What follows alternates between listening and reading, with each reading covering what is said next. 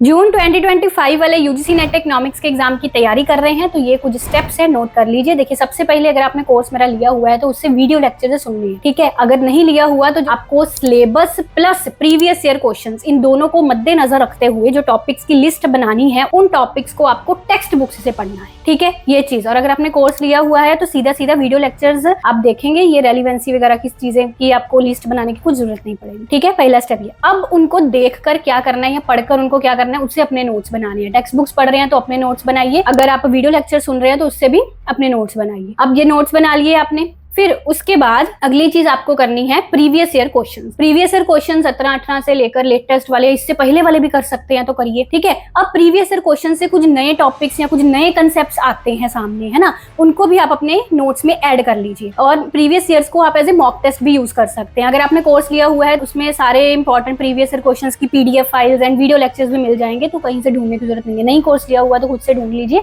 या फिर ये बुक प्रीवियस ईयर क्वेश्चंस वाली आपकी हेल्प करेगी, ये वाली, ठीक है। अब आपने पीवाईक्यूज को अगर एज ए मॉक टेस्ट लगा लिया है तो अलग से मॉक टेस्ट लगाने की जरूरत नहीं है। वैसे हम कोर्स वाले बच्चों को वीकली क्विज प्रोवाइड करते हैं, तो अगर नहीं है आपके पास कोर्स तो आप सिंपली प्रीवियस ईयर्स को ही as a mock test use कर सकते हैं। और सबसे एंड एंड सबसे मोस्ट इंपॉर्टेंट स्टेप है रिवीजन। अब जो भी आपने अब तक अपने टेक्स्ट बुक्स पढ़कर या प्रीवियस ईयर की प्रैक्टिस करके या फिर कोर्स से और प्रीवियस ईयर्स के थ्रू जो भी नोट्स बनाए थे अपने, है ना, वो सारे नोट्स उनकी रिवीजन करनी है, अच्छी तरह रिवीजन करनी है, मल्टीपल टाइम्स रिवीजन करनी है, चीजों को दिमाग में बिठाना है। Best of luck.